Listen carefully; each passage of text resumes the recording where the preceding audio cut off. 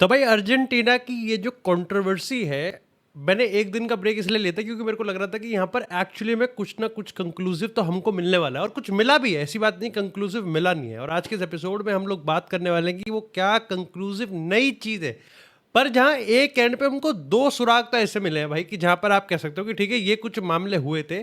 Again उसकी भी कोई पुष्टि नहीं है क्योंकि तुमको पता है यार कि like it's a world cup final, ठीक है, और ऊपर से एक ऐसी चीज है जिसके रिगार्डिंग कोई भी नहीं बोलेगा, लेकिन फिर भी दबे दबे शब्दों में तो कोई ना कोई बता ही रहा है। वो आज सारी चीजें हम लोग कवर करेंगे, लेकिन सबसे पहले जहां पिछले एपिसोड में छोड़ा था वहां से थोड़ा सा रिज्यूम करते हैं। तुमको पता है वर्ल्ड कप फाइनल से पहले काफी ज्यादा चर्चा हो रही है, काफी ज्यादा वायरल हो रहा है। बड़े मीडिया अभी भी फिलहाल इसको नहीं पकड़ रहे हैं, लेकिन सोशल मीडिया और इंटरनेट इसको दबा के पकड़ रहा है। और वो ये है कि भैया यहाँ पर एक 25 से 30 सेकंड यानी कि ड्रेसिंग रूम से निकलने के बाद टनल तक ये जो बीच का पूरा डिस्टेंस है, एक 25 से 30 सेकंड की वीडियो क्लिप वायरल जा रही है जहां पर लियोनेल मेसी अपनी टीम से बात कर रहे हैं और इसी के रिगार्डिंग यहां पर जो मामला है वो सारा का सारा खराब होता हुआ दिख रहा है। काफी लोगों ने यहाँ पर ये कहा कि भाई ये टीम तो वर्ल्ड कप फाइनल खेलने से पहले ही हार गई थी। काफी लोगों ने कहा कि जो भी बातें चल रही हैं ये अपने आप में कहीं ना कहीं एक तरीके से वेरी अनफॉर्चुनेट है। काफ़ी लोगों ने ये चीज़ पॉइंट आउट की कि यहाँ पर अगर हम एंजो फर्नांडिस की बात करें या फिर लीचा की बात करें तो ये दोनों उस वीडियो में रोते हुए दिखे, और इसके रिगार्डिंग मैंने तुमको बात भी करी थी। और यहाँ पर मैंने अल्टीमेटली उस पर अपना ओपिनियन भी दिया था कि कुछ तो फिशी लग रहा है, लेकिन एट द सेम टाइम ये भी हो सकता है कि हम अपने ज़्यादा घोड़े दौड़ा रहे हो फालतू में, कि ऐसा ना हो।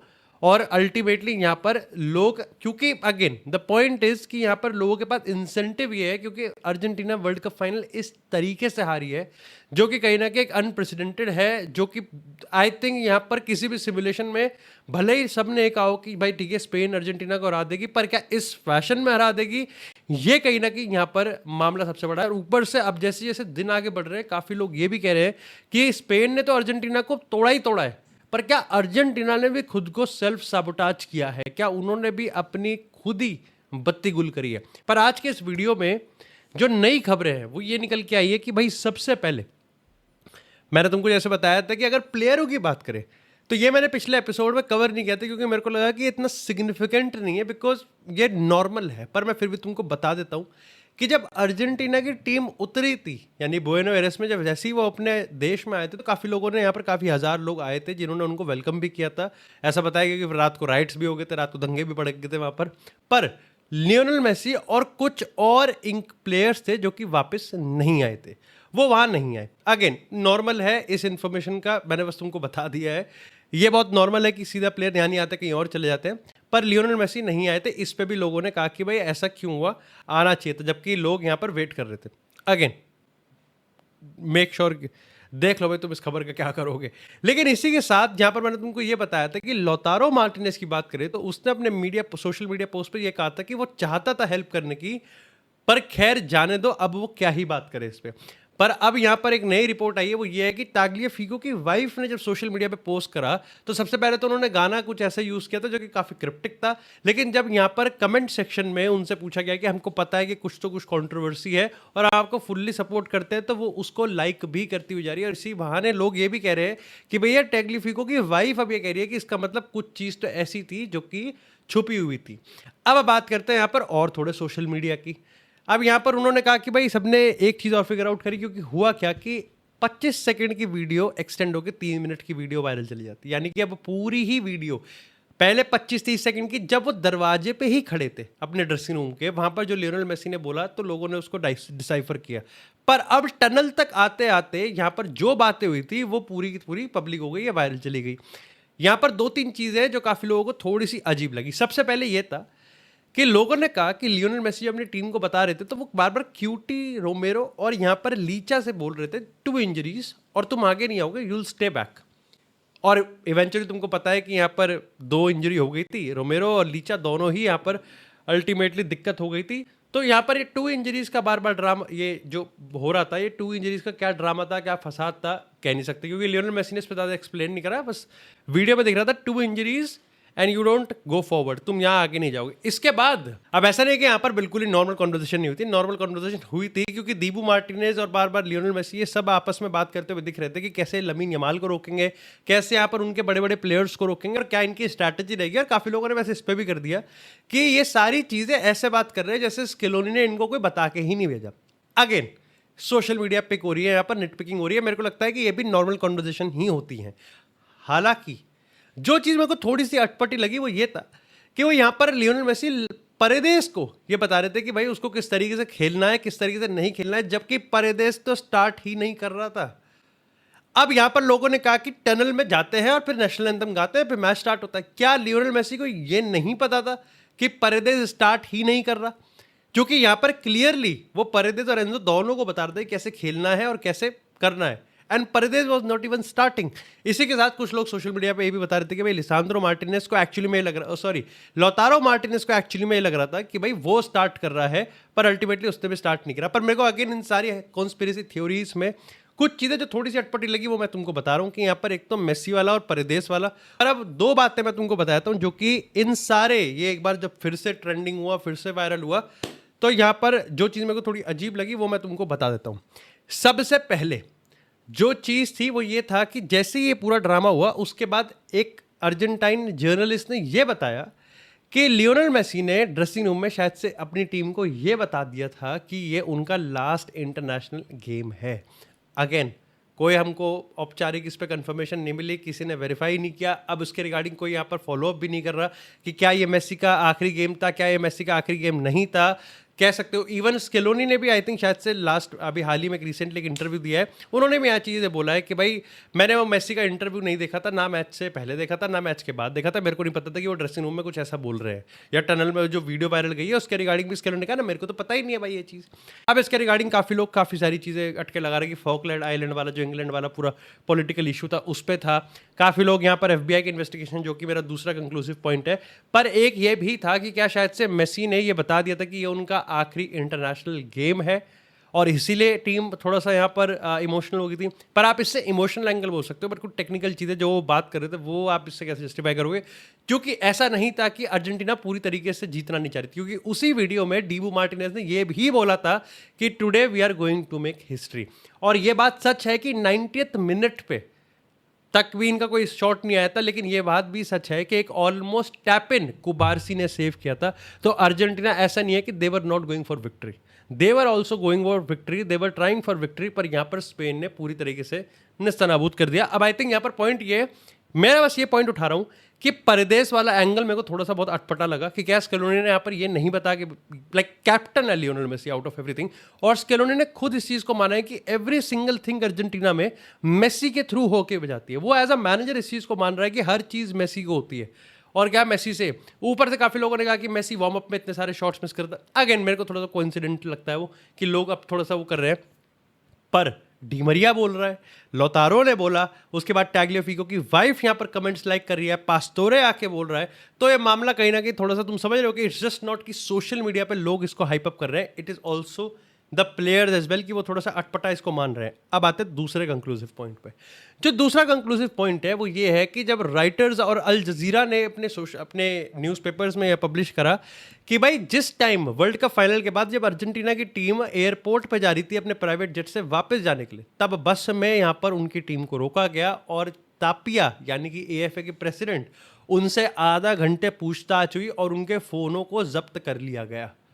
ये एक खबर थी जो कि यहाँ पर काफ़ी ज़्यादा, अब कंक्लूसिव आप समझ रहे हो कि क्या ऐसा कुछ ड्रामा चल रहा था, क्योंकि यहाँ पर ये चीज़ तुम समझ रहे हो कि ये टीम के सामने ही हुआ है कि आधा घंटे बस में इंटरोगेशन भी हुई है और अल्टीमेटली यहाँ पर के तापिया की बात करें या फिर अल्टीमेटली उनके साथी लोगों की बात करें, उनके पर्सनल फ़ोन जब्त कर लिए गए थे। हालांकि इसके बाद AFA ने अपने सोशल मीडिया प्रोफाइल से ऑफिशियली ये चीज़ बताया कि ऐसा नहीं हुआ था। उन्होंने कहा कि ये बात सच है कि एक थर्ड पार्टी कंपनी के फ़ोन जब्त हुए हैं, पर हमारे चेकी तापिया के नहीं हुए, हमारे AFA प्रेसिडेंट के नहीं हुए, पर थर्ड पार्टी के हुए जिसमें इनकी ऑर्गेनाइजेशन के बंदे भी। तुम समझ रहे हो, हुआ तो है, FBI ने जब्त तो करे हैं फ़ोन, पर क्या स्पेसिफिकली इसी बंदे ये करे, दैट इज मिस्टेक। और यही मेरा दूसरा पॉइंट था कि यहाँ पर मामला पॉलिटिकल कुछ तो था। कुछ लोग फॉकलैंड आइलैंड वाला भी कर रहे हैं, कुछ लोग यहाँ पर रेफरी का भी कुछ बोल रहे हैं, कुछ लोग, पर अल्टीमेटली तुम समझ रहे हो, I think ultimately we are not never gonna like realise कि क्या हुआ होगा, क्योंकि कोई पब्लिकली आके इसको नहीं बताएगा अनटिल फाइनली कोई विसल ब्लोअर आके फोड़ दे। बट आई डोंट थिंक, क्योंकि इसमें यहाँ पर लियोनेल मेसी बहुत ही ज्यादा लुप्त है। तुम समझ रहे हो, Lionel Messi is the centre piece of this whole controversy, कि मेसी यहाँ पर कुछ हुआ है, मेसी के सामने हुआ है, वट एवर हैपन। तो अगर यहाँ पर कुछ भी पॉलिटिकल होगा तो उसमें मेसी अपने आप लपेट जाएगा। तो अर्जेंटीना को लाइक इसको बहुत वैसे डेलिकेट समझना पड़ेगा, क्योंकि तुम समझ रहे हो like what ever the political pressure, अगर अर्जेंटीना का लियोनेल मेसी उसमें लपेट रहा है, चाहे उसका हाथ हो या ना हो वट एवर, पर ये एक बहुत ही गंदा प्रेसिडेंट सेट करेगा, and that is very very like very damaging for Argentina की नेशनल टीम। खैर, इसी के साथ अब बात करते हैं यहाँ पर थोड़ा सा रॉड्री के। तो जैसे लास्ट एपिसोड में मैंने तुमको बताया था कि रॉड्री भाई तो थिरक रहे हैं, बिल्कुल ब्रेक डांस हो रहा है, यहाँ पर माइकल जैक्सन बने हुए हैं, पर इट इज फ्लोरेंटिनो पेरेज जो कि यहाँ पर थोड़ा सा कॉशियस अप्रोच ले रहे हैं। अब यहाँ पर रिपोर्ट आई है कि ले क्विप ने कंफर्म किया है कि अब रियल मैड्रिड में यू टर्न होता हुआ दिख रहा है। अब फाइनली वो यहाँ पर रॉड्री को साइन करने के लिए जो गियर है वो आगे बढ़ा रहे हैं, जो यहाँ पर स्टेप्स हैं वो लिए जा रहे हैं, पर अभी भी कॉशियस अप्रोच है। फाइनल अप्रूवल फ्लोरेंटिनो पेरेज की तरफ से अभी भी नहीं आया। अब इसके 2-3 रीजन है। सबसे पहले ये चीज लगाई जा रही है कि रिकल में, जो कि फ्लोरेंटिनो पेरेज के यहाँ पर कैंडिडेट थे, उसका centre piece face of the project was Rodri. तो ये भी एक बताया जा रहा है कि क्या यहाँ पर ईगो है, क्या यहाँ पर एक पॉलिटिकल स्टैंड है, स्टैग्नेट पोजीशन बनी हुई है, कि पेरेज यहाँ पर ये मानते हैं कि रॉड्री को अगर मैंने साइन करने तो कहीं ना कहीं अल्टीमेटली मैं रिकल में वो क्रेडिबिलिटी दे दूंगा। तुम समझ रहे हो पॉलिटिकल क्या होता है यहाँ पर। इसी के साथ दूसरा ये है कि अब रॉड्री 30 पार हो चुके हैं। ये बात सच है कि उनका वर्ल्ड कप बहुत ही ताबड़तोड़ गया है, पर लोग अभी भी ये कह रहे हैं कि भाई उसने ऑलमोस्ट 2 साल बैलन डोर जीतने के 2 साल उसने बहुत ही इनकंसिस्टेंट और बहुत ही इंजरीज उसको हुई हैं, तो अगर इंजरी प्रोन प्लेयर आ गया तो थोड़ा मामला खराब हो जाएगा। और तीसरा ये है कि यहाँ पर कामाविंगा 2029 तक है as a Real Madrid player and as a Bayern player. Tchouameni यहाँ पर अभी लाइक वेल सेटल्ड है, उसका भी कॉन्ट्रैक्ट यहाँ पर रिन्यू हो रखा है। तो यहाँ पर तुम समझ रहे हो कि जोसे मोरिनो के पास ऑलरेडी 2 मिडफील्डर है, पर अब जो चीज़ें बिल्कुल रॉड्री के फेवर में काम करती हैं वो ये है कि रॉड्री की तरफ से पूरी तरीके से हाँ है, that Rodri wants to join Real Madrid at any cost. दूसरी चीज़ की जो पैसा है, अगेन सिटी ने जो वैल्यूएशन लगाई है वो 100 मिलियन की लगाई है। मैं तुमको कायदे से बता रहा हूँ, रियल मैड्रिड 55 से 60 से ज़्यादा ऊपर जाएगी नहीं। रियल मैड्रिड ने कुकुरेया के लिए जितना दिया है उससे 1 इंच ऊपर वो नहीं जाएगी। और रॉड्री को पता है कि वो सिटी को मना भी लेगा कि अल्टीमेटली, क्योंकि देखो 1 साल का कॉन्ट्रैक्ट बचा है, इंजरी प्रोन प्लेयर भी है और 30-31 भी। ये बात सच है कि वर्ल्ड कप बहुत तगड़ा गया है, पर और सबसे ऊपर से बात रॉड्री की हाँ है।